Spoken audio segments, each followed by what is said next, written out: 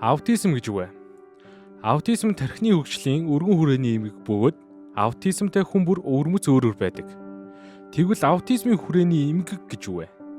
Аутизм нь бусадтай харилцах болон нийгэмших чадруудад нөлөөлдөг тархины хөгжлийн өргөн хүрээний эмгэг юм. Аутизмтай хүмүүс тодорхой сонирхолтой, гүнзгий автаж сонирхдог, давтагдсан зан үйлүүдтэй, мэдрэхүйн хувьд эмзэг, мэдрэмтгий байх тохиолдлууд ихээхэн бий. Мөн аутизмтай хүмүүс харах хоо санамж сайтай, хөгжим, уурдлаг, математик болон шинжлэх ухаанд авьяастай байх нь илбэг.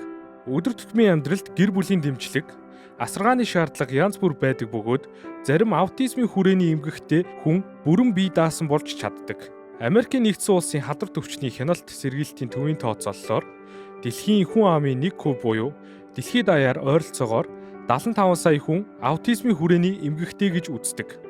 Монгол улсын эрүүл мэндийн яамд 2017 оноос 2021 оны хооронд амбулаторийн үзлэгт орж онцлогдсон 1884 хүн байгаагаас 99.5% нь 0-19 насны хүүхдүүд байна. 5 хүүхэд дутмын 4 нь эрэгтэй, харин Монголын аутизмын холбоонд бүртгүүлсэн 785 иргэн байгаагийн 80% нь эрэгтэй, 20% нь эмэгтэй байна. Харин эдгээрээс насанд хүрсэн 23 хүн буюу 3% нь байгаа бол үлдсэн 97% нь 15-аас доош насны хүүхдүүд байна.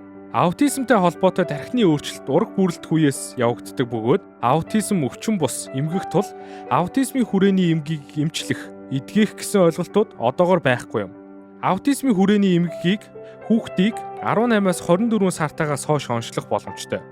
Аутизмыг онцлох төхөөрөмж, шинжилгээ гэж байхгүй бөгөөд тус харилцааны эмгэгийг зөвхөн ажиглалт, хүүхдийн зан үйлийн талаар асуумжаар оншилдог байна. Харин манай улсад аутизмыг оншилж эхлээд удаагүй байгаа.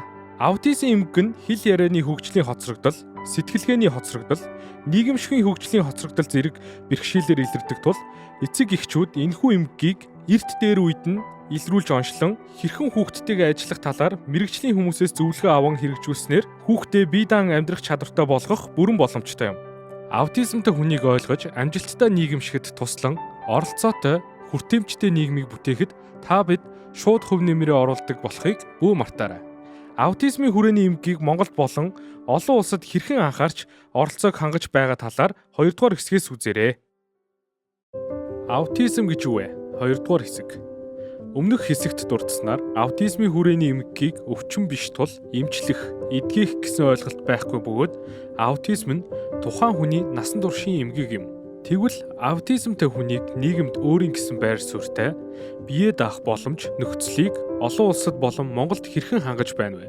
Дэлхийд даяар аутизмын хүрээний эмгэгтэй хүмүүсийг ойлгон хүлээн зөвшөөрч, нийгмийн оролцоог хангахад ихээхэн анхаарч эхэлсэн бөгөөд энэ үзүүлэлтүүдээр дэлхийд Хойд Америк, Баруун Европын хүчингүй орнууд тэргүүлж байна.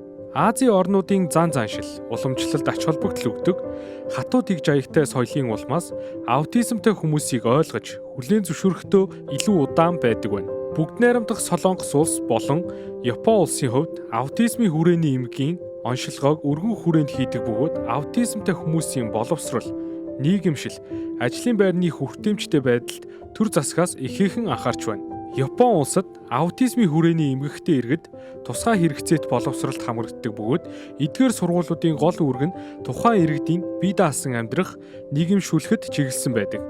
Бүгд найрамдах Солонгос ард улсын хувьд 2021 оны байдлаар тусгай хэрэгцээтэй хүүхдүүдэд зориулсан сургуулийн тоо 182 байсан бөгөөд жилээс жилд уг асуудал тусгайлан анхаарч нийгмийн тэгш оролцоог дэмжих дэд бүтцийн хөрөнгө оруулалтыг нэмэгдүүлж байна. Монгол улсад аутизмын хүрээний эмгэг онцлогоог сэтгцийн эрүүл мэндийн үндэсний төв, их хүүхдийн эрүүл мэндийн үндэсний төв болон аймаг дүүргийн хөгжлийн бэрхшээлтэй хүүхдийн эрүүл мэнд, боловсрол, нийгмийн хамгааллын салбар комиссуудад албан ёсоор хийж эхлээд байна.